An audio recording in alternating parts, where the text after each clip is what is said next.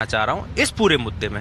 मेरा नाम अभिजीत चौधरी है, मैं दिल्ली यूनिवर्सिटी का भी छात्र हूँ। मैं जाट समाज से आता हूँ, तो जब दिल्ली यूनिवर्सिटी में आऊंगा तो मैं सवर्ण में आऊंगा। पर मुझे एक बात बताइए, अगर मैं लेकिन आप मेरठ यूनिवर्सिटी में जाएंगे तो यहाँ ओबीसी आएंगे। मैं ओबीसी आऊंगा। तो फिलहाल मैं दिल्ली यूनिवर्सिटी में पढ़ता हूँ, तो मैं यहाँ की बात करूंगा। मैं जब चोरी नहीं करता तो चोरी के लिए कोई भी कानून आ जाए उसकी सजा से मुझे कोई दिक्कत होगी नहीं। तो जब मैं भेदभाव किसी के साथ करता ही नहीं हूँ, तो कानून में जो भी हो भेदभाव है तो गलत ही, किसी के साथ नहीं होना चाहिए।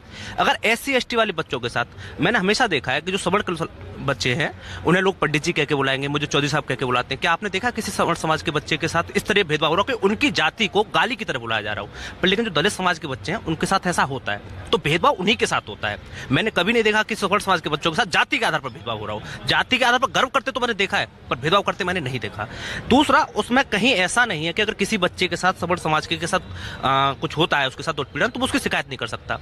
मैंने कल आपकी पूरी वीडियो देखी जो आपने बनाई है 29 मिनट की। मैंने, और जब आप मेरी बात सुनेंगे तो आपकी वीडियो का मुझे लगेगा कि मैंने वो पूरी वीडियो देख के, उसमें कहीं ये नहीं लिख रहा है कि जो है सवर्ण बच्चा नहीं कर सकता है। महिला जो है वो तो किसी कास्ट की नहीं होती, वो तो मैंने बोला, वो महिला किसी कास्ट की नहीं हो सकती, वो तो सवर्ण की हो सकती है, वो भी शिकायत कर सकती है। कोई दिव्यांग किसी कास्ट का नहीं होता, वो भी कर सकता है। पूरे यूजीसी में सिर्फ 3 पॉइंट ऐसे आते हैं, जब वो 3 वाला मेंबर, जब उसकी इक्विटी कमेटी बनती है, उसमें वहां पर दिया है कि एक SC का होना चाहिए प्रतिनिधि, एक ST का होना चाहिए, एक OBC का होना चाहिए। उसके अलावा पूरे इस एक्ट में मुझे बता दीजिए कि कहाँ जाति का उल्लेख हुआ है। उसके अलावा कहाँ पे कि ऐसा हो रहा है कि जाति की वजह से आपका शोषण होगा।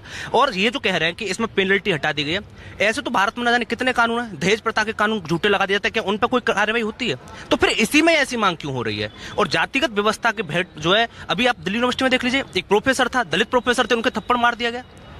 तो दलितों के साथ इस तरीके की यूनिवर्सिटियों में बहुत सारी व्यवस्था हम देखते, खुद मैं देखता हूँ कि होती है ये सारी चीजें। अब मैं आपसे सवाल, एक मिनट, मैं आपसे एक सवाल पूछ रहा हूँ। क्या आप जो बात कह रहे हैं उस आधार पर सामान्य वर्ग के जो छात्र हैं, जो टीचर्स हैं, कोई सामान्य वर्ग का टीचर है, मान लीजिए ये तो कानून सारे लोगों पे लागू हो रहा है, शैक्षणिक कर्मचारियों पर, अशैक्षणिक कर्मचारी, गैर शैक्षणिक पर भी, टीचर्स पर भी, स्टूडेंट पर भी, और इंस्टीट्यूट के मुखिया पर भी लागू हो रहा है। मान लीजिए कि सवर्ण का सामान्य वर्ग का कोई अध्यापक है और बहुत सारे कारण होते हैं, पढ़ाई लिखाई के दौरान वाइवा है, अटेंडेंस है, तमाम चीज़ों को लेकर के है, और अगर वो कोई स्ट्रिक्ट डिसिप्लिन लागू करता है और उसके खिलाफ छात्री शिकायत कर दे कि ये जातीय आधार पर भेदभाव करता है, तो उस शिक्षक के बचाव का इसमें रास्ता क्या है? अपील दे रखी है ना।